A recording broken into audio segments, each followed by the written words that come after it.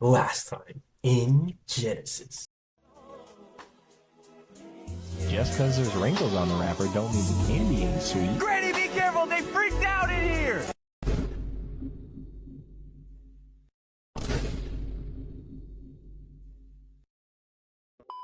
Right, we're back in Genesis, picking up where in Abram's story. Last time we left off, Abram, left his land, separated from Lot, rescued Lot, um, pimped his wife out essentially, and then slept with Hagar on Sarah's behalf, and also the Tower of Babel. But picking up back in Genesis 17, we get the sign of circumcision. This the promise between God and Abram, right? And so God tells Abram over and over again that like I'm going to raise you up as a nation, and here he reassures him, changes his name from Abram to Abraham. Um, Promises him I'm gonna make you exceedingly fruitful, and all the nations will be blessed through you, essentially. Uh, and the sign of this promise is circumcision, right? So Abram circumcises himself, and all the males in his family or household need to be circumcised too. So this is like promise of what God's going to do. And I want to note this is a physical promise, but a lot of the physical things in the Old Testament get spiritually fulfilled in the New Testament. So believers don't get circumcised physically, they get their hearts circumcised, right? God says, I'm going to give you a heart of flesh because you have stone hearts, and this is Him spiritually circumcising believers with the Holy Spirit. Um, and likewise, if you weren't physically circumcised, you were cut off from your people. If you're not spiritually born again, you're not a Christian. Even if you go to church, right? Even if you do all these good things, you need to be spiritually circumcised. And Sarah gets her name changed here too.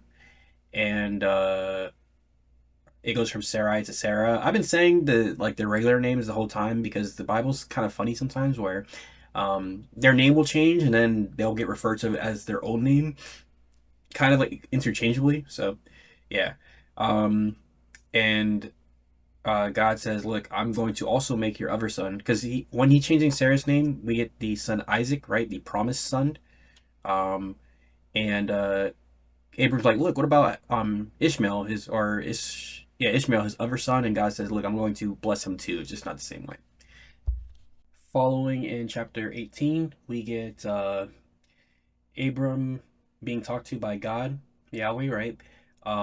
It's in my opinion and other people, not everybody though, that this is a pre-incarnate Jesus speaking to Abram. And as we go through our chapter, I'll show you why. But God shows up to Abram with two other men, uh, and Abram's like, "Look, uh, let me give you guys some water, wash your feet, rest under the tree, right? Show hospitality to you guys because you guys are showing up." And they do so. And while they're doing so, they ask him about his wife, Sarah, and he's like, she's over there. Then they're like, okay, next year Sarah's gonna have a kid, and Sarah hears this, and she laughs, and she's like, man, I'm like 90 years old, I'm not having no kids. And then God's like, why did Sarah laugh when I said she's gonna have a son? And then Sarah's like, I didn't laugh because she was afraid. I don't know. I felt like having this part in the Bible is just funny to me because like this doesn't do anything. It's just like noting, like, yeah, she laughed when God says she's gonna have a son. Like she doesn't get punished for it, and nothing comes from it. And he just says no, but she did laugh. But I don't know. I was gonna chuckle reading about that. And then in the following part, we get God talking to Abram about Sodom, right? And he's like, I'm going to include Abram in the discussion because, I'm going to make him a great and mighty nation. And not only that, but, his cousin Lot is in Sodom. So God's like, look, I'm going to destroy Sodom and Gomorrah, right? They're too evil and they got to go. And Abram's like, yo, whoa, whoa, whoa, wait a minute, God, wait a minute. Are you gonna kill the righteous and the wicked? What if there's 50 righteous people in the town? Are you gonna not spare a place for 50 people. And he's like, look, um, so God's like, okay, if I find 50 righteous people in Sodom, I will spare it. And Abram's like, okay, hold up. I know there ain't 50 righteous people in Sodom. So instead of 50, God, please, I know I'm nothing to you, but please, instead of 50, what if there's 45?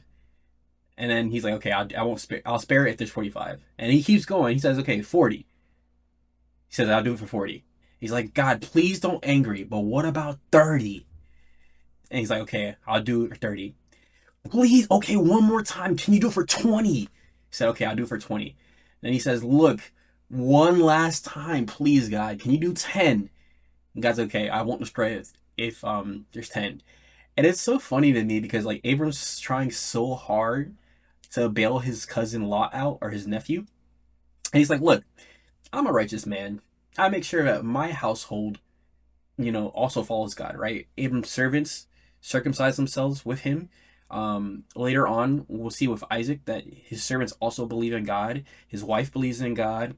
His son Isaac believes in God. So Abram's like, look, man, 10 righteous people. I got Lot, his kids, his wife, his son-in-laws, maybe some of his friends, his servants. There should surely be at least 10 righteous people in Sodom. And spoiler alert, the next chapter opens with Yahweh destroys Sodom and Gomorrah. So there was not 10 righteous people in Sodom and Gomorrah. Verses 19, we see two angels show up to Sodom while Lot is sitting at the gate. And I want to note, it was three men who showed up to Abram's place. Yahweh leaves, and now we have two angels, right? So this is just another way that I like to look at the angels being the men who showed up and Yahweh being the third man, right? But I digress. Lot sees them at the gate, and something the Bible doesn't tell you is sitting at the gate has a different context of like when it meant back then, right? Sitting at the gate meant that you had some, like, you were interacting with everybody who was entering the city. So you had some type of like leadership role ish, because you're like checking everybody who comes in, right? So Lot is sitting at the city, and this will play into a little part later on, but he sees them and he's like, look, you guys need to stay at my house, man. He probably knew what type of freaky stuff they was getting up to in Sodom. So he's like, look, guys, because the angels wanted to just spend the night in this city square. And he's like, look, please don't spend the night in the city square. The freak offs that be happening, bro, like, y'all don't want to be there. So after this, they come to his house. He feeds them. And before they can even go to sleep, they hear the dudes start banging on the door. From young to old, all the men in the city came and said, look, where are the men who came to you tonight? Bring them out that we may know them. Know them here be sexually, right? They want to have sex with them. And Lot is like, yo, whoa. Guys, don't do this, bro. Don't be so wicked. Okay. Now behold, I have two daughters who have not known a man. Please let me bring them out to you, and do to them what is good in your eyes. Only do nothing to these men, inasmuch that they come under the shelter of my roof. So this is absolutely crazy. And the chapter's not even done yet. But we have these men wanting to gang rape these angels. And then Lot is like, look, that's evil. Rape my daughters instead. And I'm not gonna lie, this is not looking good for Lot. I'm going to add some context. It helps a little, but it's still pretty bad what he does, in my opinion. In this time, if you took somebody under your roof, you're responsible for them. So you would never want to let them have anything bad happen to them. You'd rather it happen to you first. So Lot is kind of like doing good when he doesn't want his guests to be hurt. But in my opinion, anyways, Lot should have offered himself up first instead of his daughters, because his daughters technically were promised to other men, right? They're virgins, but he has son-in-laws. So it's not like, imagine somebody comes and takes your wife because her dad said, hey, I need to let somebody sleep with her. Like, look, it's just a messed up situation. And I feel like Lot ended up like corrupting himself by staying in this city. Like I don't know if these freak offs are rubbing off on Lot, but whatever. So, um, they're like, nah, we don't want no girl puss. We want man butt. And in fact, we want your man butt too, because look, we let you sit at the gate, right? And you acting like a judge. So now we're gonna treat you more wickedly too. So I see it as a threat of they want Lot butt too. And they start breaking down the door like Call of Duty style, like zombies. And the angels are like, oh hell nah. So they blind everybody and they're like, "Look, Lot, take your family and get out, bro, because we about to air this place out, right?" And um, Lot tries to get his son-in-laws to leave with him, but they think he's joking, right? So um, Lot fumbled already. His son-in-laws fumbled because they don't believe God, right? And Lot still is not really moving like he should. So eventually, the angels like force him out, right? And they're like, "Look, do not escape for your life. Do not look back. Do not stay in the valley. Escape to the mountains, or you might get caught up in the destruction." Right? And Lot is like, "Look, bro, like, if y'all like me for like what I did for you guys, um, can you just make it so I can flee to this nearby town? Because I'm an old man, bro. I can't make it to the mountains." And they're like, "Okay, we'll do that for you, right?